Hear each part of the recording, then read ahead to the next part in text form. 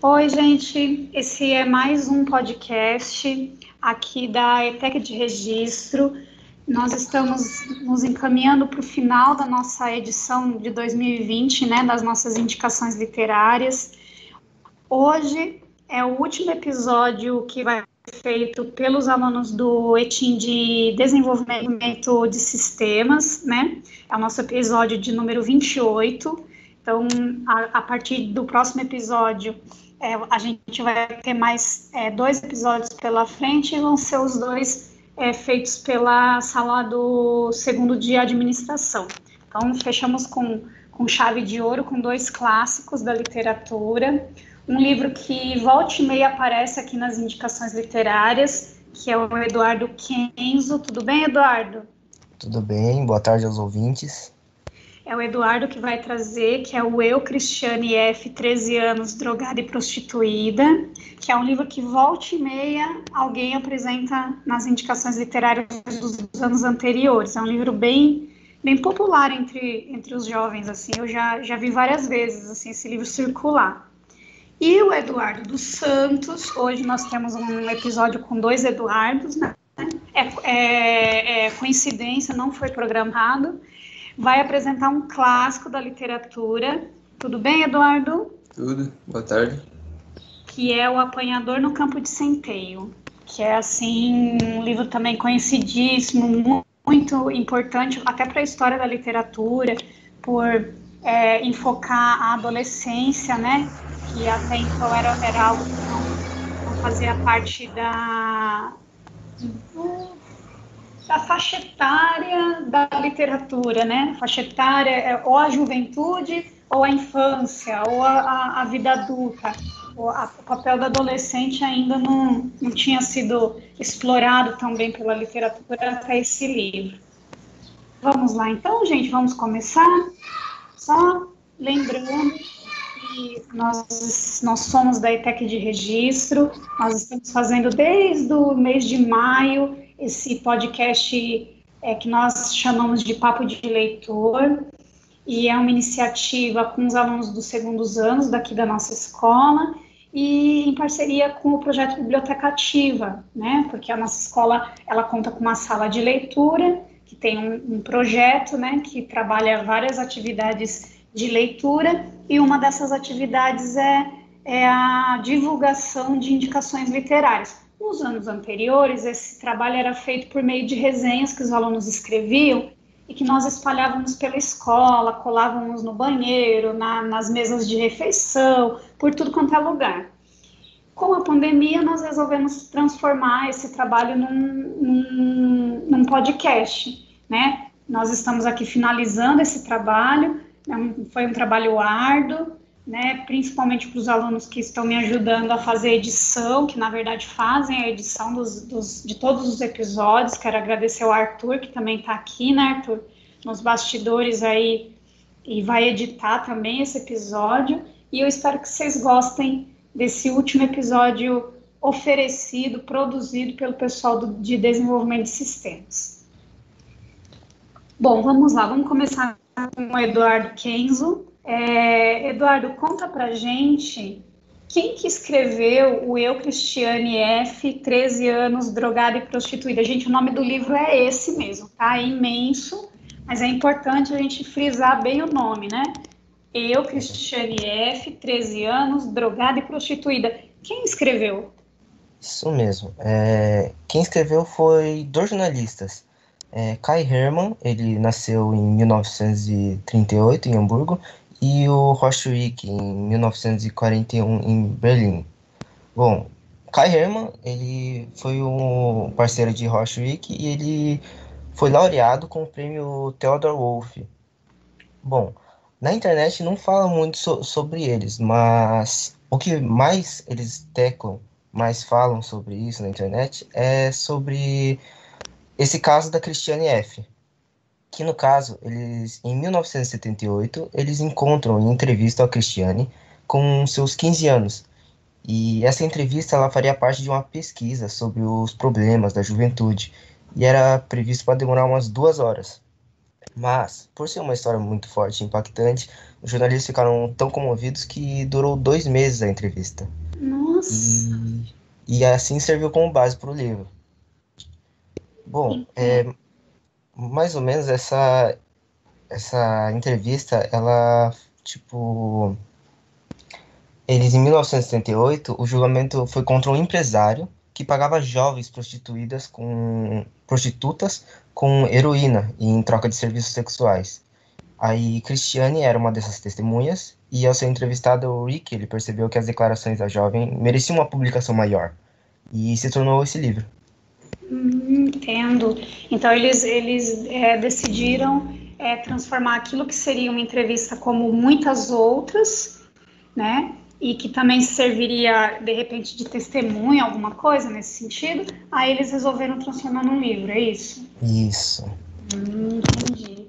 Bem interessante. E o livro, ele foi publicado logo depois? Ou ele demorou para ser publicado? Então, ele logo durante assim, eles foram trabalhando e conseguiram publicar o livro no mesmo ano, em 1978. Nossa, muito interessante. 78, então. É bom a gente ter essa noção, né?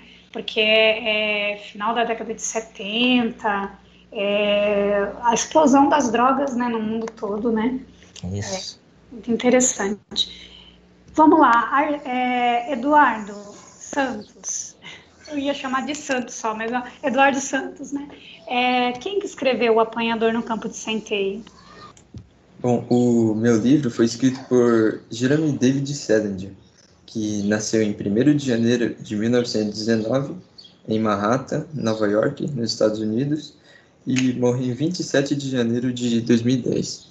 E O Apanhador no Campo de Centeio foi a obra mais famosa dele, que é a mais conhecida. E foi publicado mais ou menos em que época, Eduardo? Foi publicado em 1951.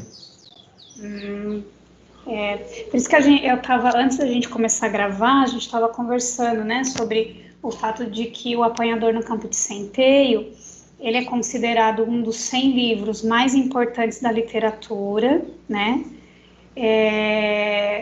por uma pesquisa feita pela revista Super Interessante, né, e uma das coisas que se destaca no O Apanhador no Campo de Centeio é que ele focaliza, assim como o livro do Eduardo Kenzo, né? Ele focaliza a adolescência, esse período da adolescência, né? Sim. Então, assim, lá na análise, né, feita pelos os jornalistas da Super Interessante, eles dizem que esse livro ele foi um dos primeiros, assim, a dar voz para a adolescência, para os conflitos da adolescência, porque até então a literatura, ela trabalhava ou com personagens infantis, ou com personagens jovens já, ou adultos, né? Mas os conflitos da adolescência não eram tanto um foco, assim, da literatura. Isso na análise dos jornalistas é super interessante. E agora o Eduardo dizendo que ele foi publicado na década de 50, a gente entende mesmo, né? Porque esse conceito de adolescência, ele é relativamente recente, né? Até então, a gente pulava da infância para a juventude. E na juventude, você era um pequeno adulto. Você não tinha essa fase de transição, né? Você era já um pequeno adulto, um adulto jovem, mas com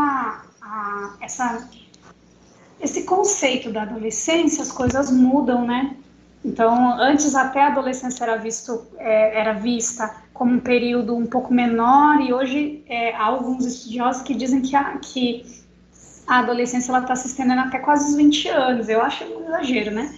Com 21 anos, ainda a pessoa pode ser considerada meio adolescente. Eu, particularmente, acho meio exagerado, mas é um conceito que se consolidou muito nas últimas décadas, né? Até nesse período que o livro foi escrito, realmente não tinha esse conceito tão forte desse período da adolescência, o reconhecimento desse período, né, como um período de transição. Muito interessante. Mas vamos lá.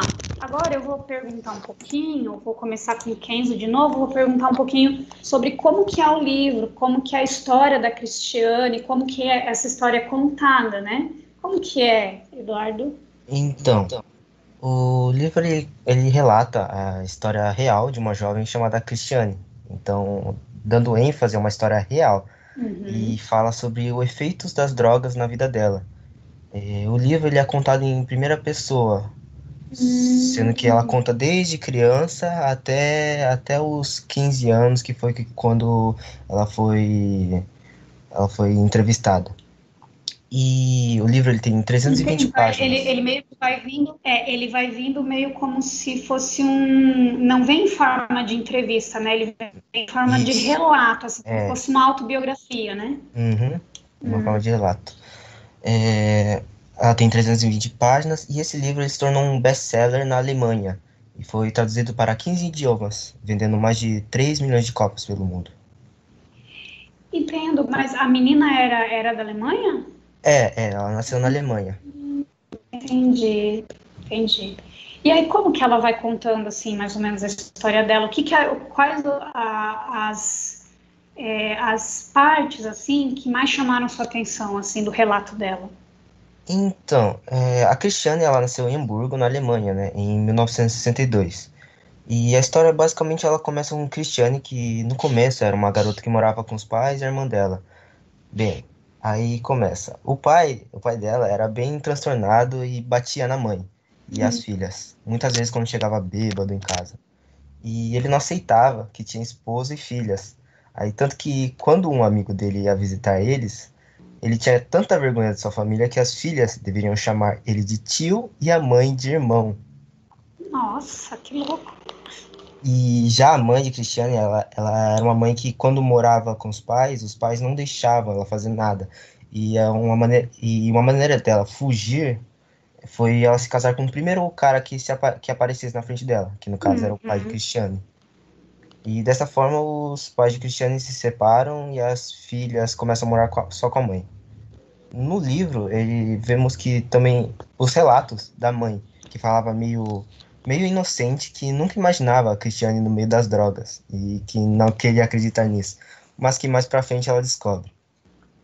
A Cristiane, na época, era muito triste e o maior tempo do dia a mãe ficava fora de casa trabalhando por não ter uma situação financeira muito boa. E aos poucos a irmã dela acaba indo morar com o pai. Nossa. Aí, já com seus 13 anos, ela vê e tenta entrar no grupinho de pessoinhas modinha e populares da escola, que usavam roupas da moda, como as jeans coladas, se maquiando, e acaba bebendo e fumando. Aí ela tem o seu primeiro contato com as drogas, basicamente. E logo depois ela começa a matar a aula, frequentar discotecas, onde começa a usar a maconha e a LSD. E lá nas discotecas ela encontra vários rapazes interessantes. E um chamado Detlef, ela acaba se apaixonando por ele e que frequentava um grupinho de pessoas que usavam drogas mais pesadas. Nossa. Aí houve assim o interesse de só dar uma experimentadinha e mais nada. E ela acaba usando a heroína, ficando viciada e não conseguindo mais parar de usar. Chegando num ponto que se tornou dependente e começou a se prostituir.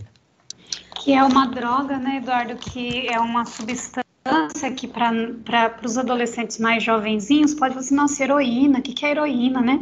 Porque Uhum. porque é uma droga mais dos anos 80, final dos anos 70, 80, é uma droga injetável, né? Que tem um poder de viciante muito forte, né? Foi uma das responsáveis também pela imensa transmissão do HIV na década de 80, porque como é uma droga injetável, você, né? Mas Compartilhava a agulha. isso, os usuários compartilhavam a agulha. Então, assim, é uma droga um tipo de droga que foi muito responsável pelo aumento, né, pela epidemia de AIDS da década de 80, né? Isso. Muito, Aí. muito para nós parece hoje que é uma droga superada, né? Mas foi Uhum. uma droga que causou um impacto muito grande na juventude da década de 70 e 80, né? Isso mesmo. Já o restante da história, ela gira em torno de Christiane tentando se livrar da vida das drogas. E nesse processo ela vê vários amigos morrerem de overdose e vários crimes acontecerem. E agora só lendo pra saber se ela conseguiu se livrar ou não das drogas. Sim, mas deixa eu só perguntar antes de você terminar. Hum, Ela assim, ela fala como foi esse processo dela passar a se prostituir para poder. Foi como assim? então, Alguém essa parte é muito indicou? interessante. Sabe o Detlef? O Detlef que eu Sim. falei que era o namorado dela? Então, Aham. ele acabou ficando em pânico e ele estava muito dependente. Aí eles não tinham dinheiro e essa parte fica bem explícita no livro. E, e mais pra frente no filme, que depois eu vou contar que teve um filme. Mas aí ela teve que entrar num carro que o moço chamou e fazer o ato sexual lá e ganhar uma grana só pra comprar droga. Depois ela começou a fazer Aí ela sempre para começou. poder. Isso. Nossa. E aí para poder sustentar o vício dela e o vício do namorado ainda, né? Aham, os dois se prostituem, basicamente. Nossa. Não é? E assim, é importante falar disso, né? Às vezes a gente acha que a droga é um assunto superado, né? Eu É, não sei, assim, se a gente tem um pouco essa impressão, né? Às vezes a gente está um pouco protegido no nosso e acha que a droga para o adolescente é um caminho superado. Ah, quem não sabe que droga faz mal? Usa porque quer. Você acha? Todo mundo sabe que a droga não faz mal. E não é bem assim. A gente é, sabe que não é, né, exatamente assim que acontece, né? Os amigos, uma festa, você dá um tapa num beck, aí depois fulano te oferece alguma outra coisa, você começa, quando você vê, você tá usando. Tem gente, raramente, mas tem gente que não se vicia, que passa, né, que tem gente que é, fala, eu fumo maconha há anos e não sou viciado, e não aconteceu nada, eu trabalho, eu faço tudo. Mas nem todo mundo tem essa sorte, né? Há pessoas todo que mundo. vão, e como ela, né? Há pessoas que vão se viciar, que de repente o organismo tem algum tipo de. Alguma configuração do seu organismo faz com que você se vicie. Por exemplo, há pessoas que vão beber e vão beber numa boa, vão beber de vez em quando, numa festa e vão passar a vida toda assim. Há outras pessoas que vão começar a beber e vão se tornar alcoólatras.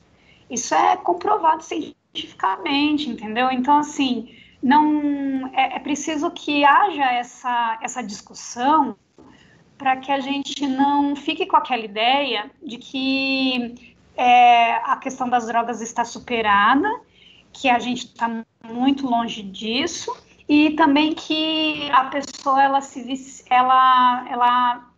usa a droga porque ela quer, porque ela não tem vergonha na cara, e aí se ela quisesse parar, ela pararia. E a gente É, precisa ver que não é bem assim, é bem né? a predisponibilidade da pessoa mesmo, que faz com que ela comece a usar drogas mais pesadas que os outros. E às vezes é isso que você está falando também de para drogas mais pesadas, é muito interessante, é muito triste, né, na verdade, porque há pessoas que vão parar na maconha e tudo certo, mas há pessoas que vão precisar de drogas mais pesadas e drogas que têm um poder destrutivo muito maior, né? Que, que pode, por exemplo, como você falou, pode levar a overdose. A gente tem exemplos de pessoas famosas. Não é uma questão também que passa só por quem tem problemas econômicos, tem problemas de dinheiro, porque a gente conhece várias pessoas famosas que têm tudo, que têm talento, têm dinheiro, têm reconhecimento, têm família, têm filho, têm tudo, e convivem, têm que enfrentar o vício, né?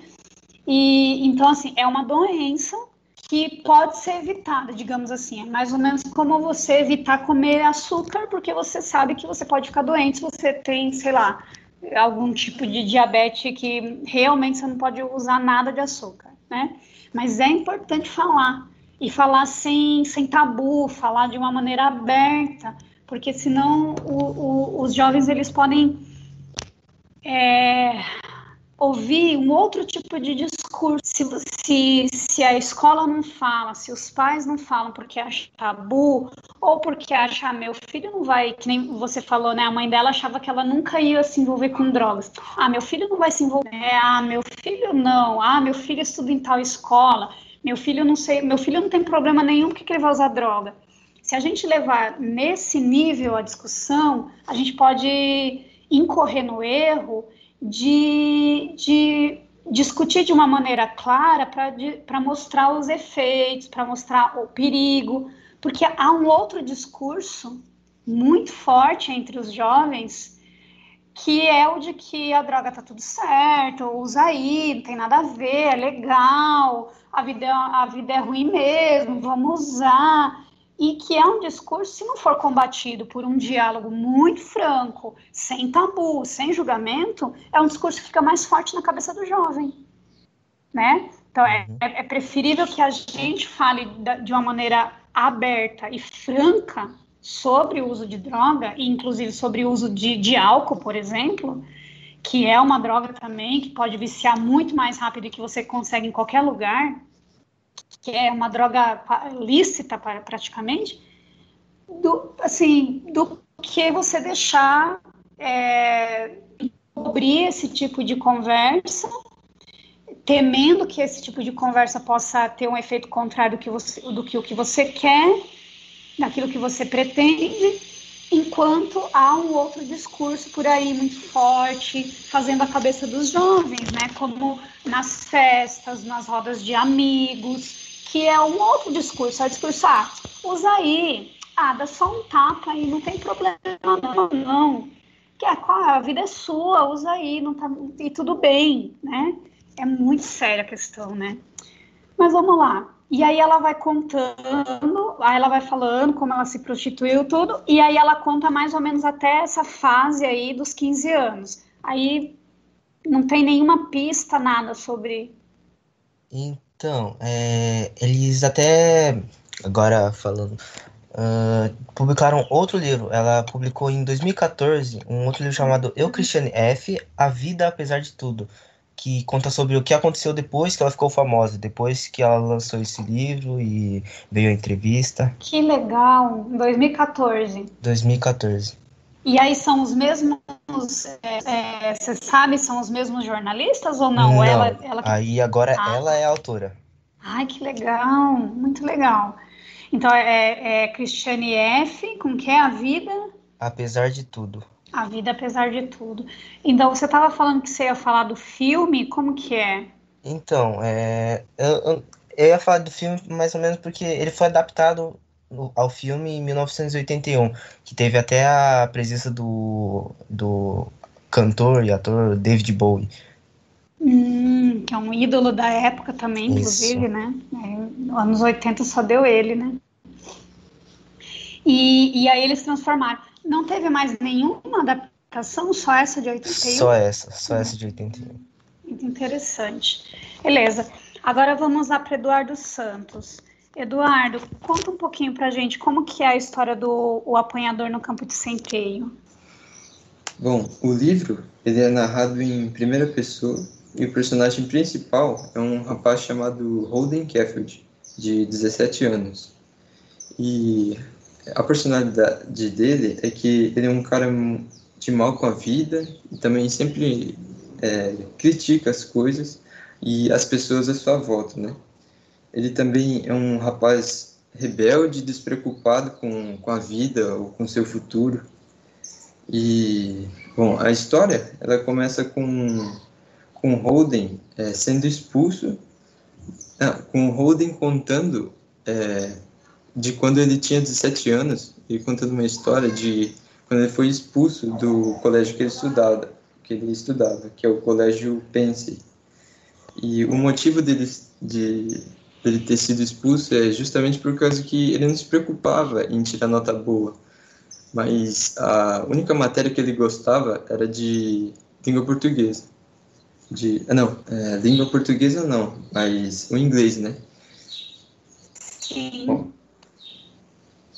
E aí ele é expulso da escola e te fala por que que ele é expulso? Assim, você falou que ele foi expulso porque ele meio que não ligava para nada, não fazia, Isso. né, não fazia as coisas, mas tem algum acontecimento especial, alguma coisa, sei lá, que ele faz de errado na escola para ele ser expulso? Ou ele é expulso, tipo, por o conjunto da obra, assim, digamos? Não, é que ele costumava tirar notas baixas, né? Menos no inglês. E também um dos motivos é que ele era uma pessoa muito, assim, desleixada, assim, despreocupada com a vida. Isso, na verdade, foi o motivo, né, dele sair, porque ele não levava a sério a escola, né? Entendi. Sim. Mas ele não era de aprontar, assim, tipo de colocar bombinha no Não, banheiro, não. arrumar briga, entendi. Sim, sim. Ele era bem, ele era bom, né? Assim, bem de vida, assim. Ele também era rico, ele tinha uma família. Apesar dele ser rico e estudar nesse colégio, que é o Colégio Pense, que é um dos melhores colégios, né, na cidade dele, na época. E mesmo ele tendo condições de ser uma pessoa estudiosa, assim, ele não leva a sério a vida, né? Entendo. Bom, e na história a gente vai acompanhando depois que ele é expulso. A gente acompanha a história de depois de quando ele é expulso, que ele foge 2 dias antes dele ser expulso de verdade, mas daí ele começa a ir para casa do pai dele, dos pais dele, e aí que começa a parte mais interessante da história, onde ele vai contando o caminho que ele vai seguindo, né? O hotel que ele dorme antes do dia de chegar na casa dos pais dele. Porque ele Também, não vai para casa depois que ele é expulso, ele vai para um hotel? não, ele vai dar um passeio por Nova York primeiro. Ai, bonito. Ele é expulso do colégio e vai passear na cidade grande. Ai, que graça, hein? Então, aí há vários momentos ele cita o irmão falecido dele, né? Que também é uma das causas dele ser assim, né? Ser tão crítico. Ele, na verdade, é um adolescente meio deprimido, assim, com a vida. Por isso que ele tem essa característica de estar toda hora reclamando. Ele critica o cinema, as religiões, assim, principalmente o cinema, que ele não gosta de cinema. E, e também o irmão dele, ele trabalha em Hollywood, né? Ele, ele trabalha em Hollywood e é uma coisa que o Holden não gosta. Então, peraí, ele tem um irmão que trabalha em Hollywood e Sim, tem um outro irmão que faleceu. isso, o irmão que faleceu. E a irmãzinha dele se chama Phoebe e é a irmã que ele mais gosta. Ele gosta dessa irmã até que por bastante, assim. Por isso mesmo que ele diz que, num ponto da história, ele diz que é a única pessoa que ele ama no mundo. Nossa. Justamente porque ela é uma criança, né? Porque ela tem inocência, ela não tem a malícia de um adulto ou de um adolescente, né? Sim. E, E no livro, a gente sabe do que o irmão dele morreu ou o livro também não entra em detalhes, assim, não é importante? bom, eu não lembro no momento, mas acho que foi por Ah, alguma não, mas infância. fala Sim, do sim. irmão. Ah, entendi. Uhum. Não precisa falar do que foi, não, que aí a pessoa tem que ler para saber. Então, e basicamente a gente vê esses 2 dias que antes dele chegar na casa dos pais dele, né? E uma parte interessante da história é quando a irmãzinha dele tá conversando com ele, ela pergunta o que ele quer ser quando crescer, né? Quando ele fica de maior. Uhum. Bom, que falta um ano para ele Completar 18, né? isso. Aham. Daí ela pergunta isso e ele fala que e isso é o título do livro, que é o apanhador no campo de centeio, né? Bom, o nome... Ele queria ser não entendi, ele queria ser um apanhador, é isso? Isso, ele queria ser um apanhador, mas, assim, nesse sentido, de que o apanhador no campo de centeio seria uma montanha, numa plantação de centeio, onde várias crianças estariam brincando ali, nesse campo. E em volta do campo teria um abismo, né? E ele seria essa pessoa que iria salvar as crianças. Por isso que se chama o apanhador no campo de centeio, que meio que faz uma metáfora entre que ele valoriza muito a inocência da criança, até porque ele gosta muito de criança, né? Então, o abismo meio que significa que significa a idade adulta, a criança chegando na idade adulta, ela cai no abismo, né? Entendi. Daí ele seria aquela pessoa que fica tentando evitar que a criança caia que a criança se torne adulta. Sim, sim. Bem metafórico e bem utópico, né? Uhum. Mas ele apronta alguma coisa quando ele vai para Nova York? Esses 2 dias que ele fica esperando assim para voltar para casa para contar que foi expulso de novo, ele apronta alguma coisa? Ou é assim, tipo, são mais reflexões dele e tal? Na verdade são mais reflexões, mas tem uma parte na história que ele dorme num hotel onde um cara, ele faz uma proposta dele dormir com uma prostituta, né? Daí ele fala que ele aceita e depois que a prostituta vai no quarto dele, ele não faz nada e, na verdade, ele só aceitou que ela fosse lá porque ele queria uma companhia para conversar. Só que ela fica meio estranhada, assim, porque não entende o porquê que ele fez isso, porquê que ele aceitou, sendo que ele não queria nada. Aí, essa é uma parte muito... assim, chocante, né? Porque ele é um jovem que ele não liga para muitas coisas, assim. Ele não liga para a maioria das coisas que os jovens ligam, né? Isso, ele é um jovem bem diferente. Tipo assim, para sexo, para família, para ele não nada, ele não é, assim, para ele ele tá em outro... Sim, sim. E essa menina, ela acaba indo embora e ele fica devendo, na verdade, $5 pro cara, né, que ele paga. Ele fica devendo $5, sendo que o cara, ele falou que custava $10. Então, Eduardo, eu já tinha lido, né, um pouquinho sobre esse livro. Outro aluno também apresentou. Ele não é um livro muito assim com foco em ações, né? Aconteceu isso, aconteceu aquilo, tal, né? Assim como o livro do Eduardo Kenzo, né? Ele não é assim, aconteceu coisas mirabolantes na vida da Cristiane. Ele é um livro que eu acho até por isso que talvez ele tenha feito tanto sucesso, porque ele foca mais na figura do menino, né? Das reflexões que ele faz. E uma coisa que me chama a atenção da falta de sentido na vida, né?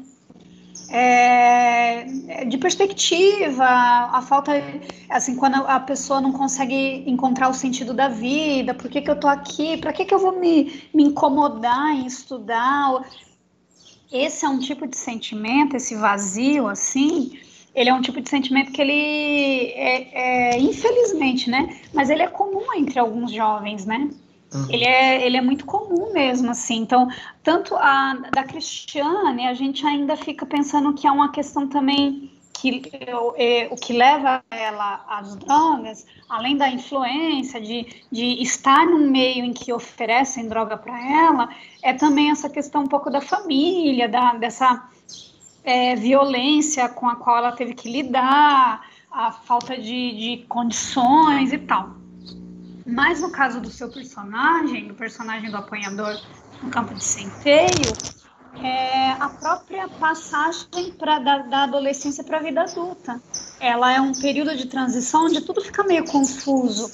E para alguns jovens, essa confusão se expressa nessa falta de sentido da vida, né?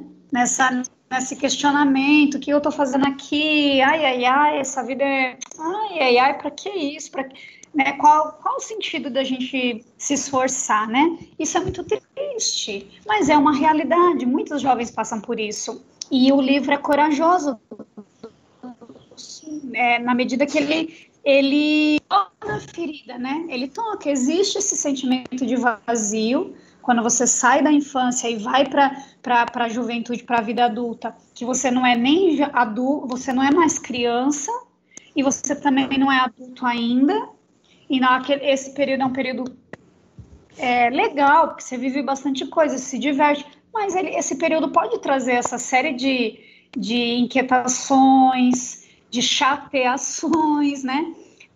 Hoje, eu acho que a gente vê também um fenômeno muito... Eu não sei se vocês conseguem perceber, talvez vocês não passem por isso, mas vocês conseguem perceber esse alargamento da adolescência, até por conta de saber que a vida adulta é uma vida muito complicada, que vai exigir muito, que a cada ano que passa exige mais. Exige que você estude mais, se prepare mais, se esforce mais, que a competitividade é imensa, as expectativas de sucesso são imensas, são absurdas. E aí, às vezes, o jovem, ele meio que fica tentando colocar um breque na vida adulta. Ele fica tentando estender ao máximo a adolescência, para ele não ter que lidar com a vida adulta, porque ele sabe que a vida adulta vai dar um trabalho danado, e aí o quanto ele conseguir atrasar a vida adulta, melhor, né? Eu não sei se vocês conseguem perceber que uma parte dos jovens passa por esse processo também. Parece uma síndrome de Peter Pan, entendeu? E o livro, os dois livros, né? É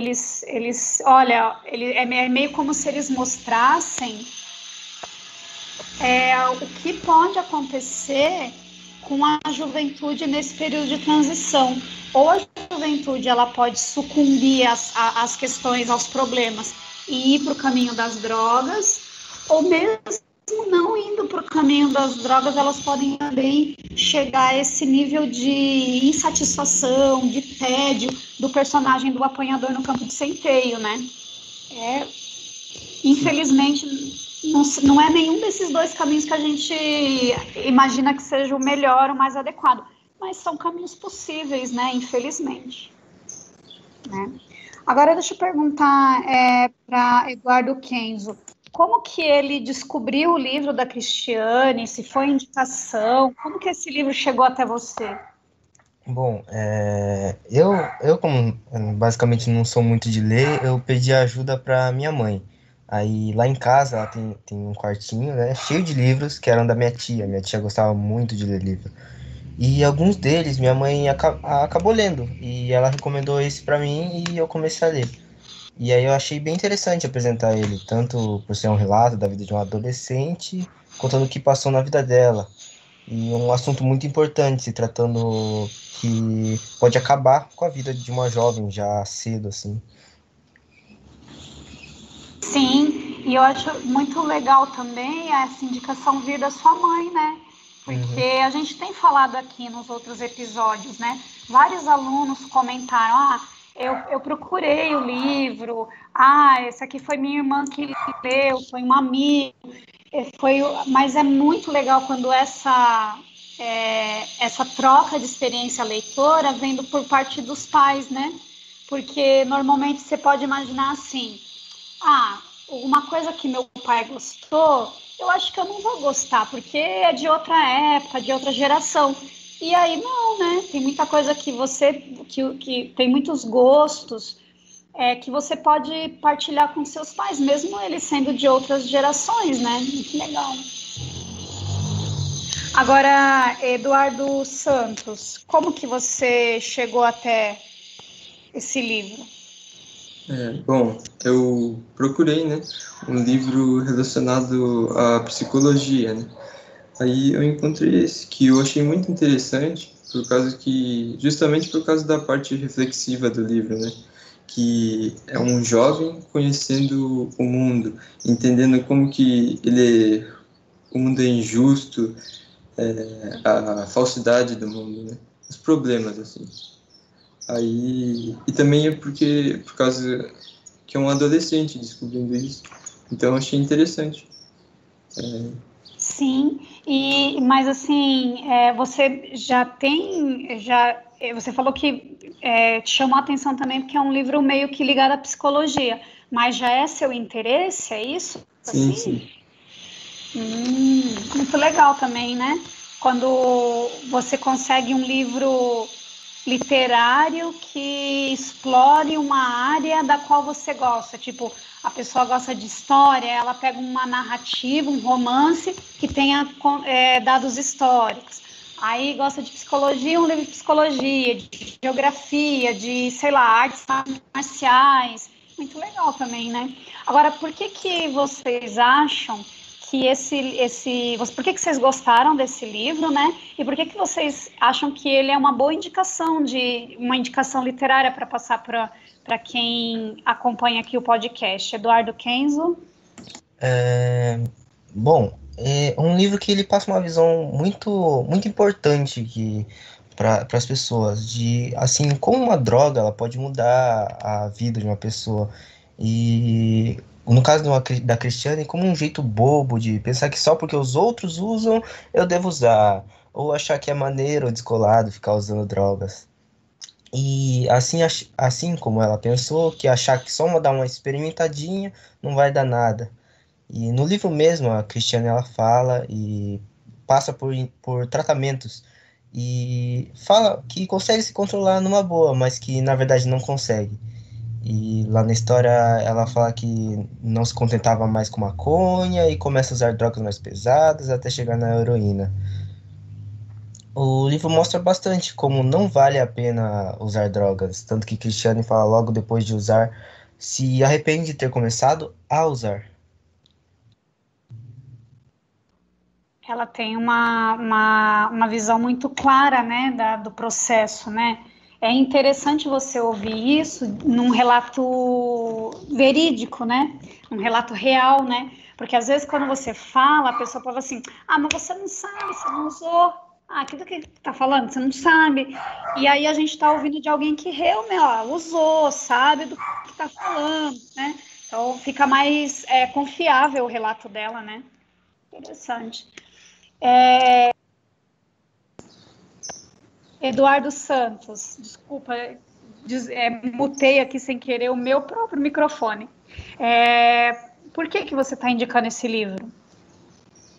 Porque eu achei muito interessante essa parte do Holden, dele, além dele falar mal, ele também fala bem, né, das coisas. Ele, tanto da religião, por exemplo, ele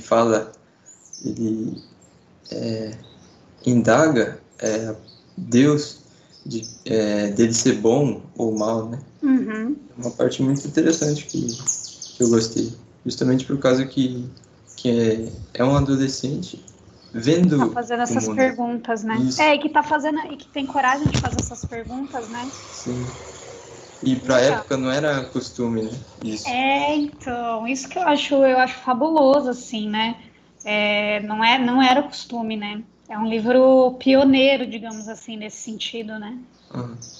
Muito legal.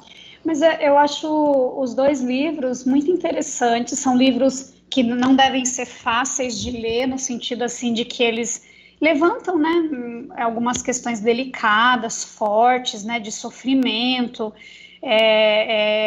Mas são livros, como que a gente poderia dizer, necessários. São livros que rendem boas reflexões, boas discussões, né? Acho que é interessante também, às vezes, você ler um livro para se divertir, beleza, você se diverte, mas você também pode ler um livro que vai te obrigar a fazer algumas reflexões que às vezes podem não ser tão divertidas, mas que são necessárias, né? É muito legal. Meninos, vocês estão de parabéns. Eu fico muito orgulhosa de vocês, por vocês apresentarem livros tão bacanas, tão importantes, né? E que tem que ser mesmo indicados, né? Às vezes a pessoa já até ouviu falar desses livros, ou às vezes nunca ouviu, mas assim, poxa, que legal, acho que eu vou procurar esse livro e fazer outras reflexões e indicar para outras pessoas. E aí essa rede de experiências leitoras, ela vai se estendendo, ela vai se ampliando, né? Muito legal isso, eu fico muito orgulhosa. Muito obrigada a vocês dois. Obrigado, Kenzo, obrigado, Eduardo Santos. Obrigado. Obrigado, senhor. Legal. E nós vamos ficando por aqui, gente. Esse é o nosso episódio número 28. Ainda tem alguns episódios para acontecer, tá? Ainda tem mais 2 episódios, o 29 e o 30. E eu espero que vocês gostem aí, que vocês tenham gostado desse episódio de hoje. Até mais. Tchau, gente. Tchau.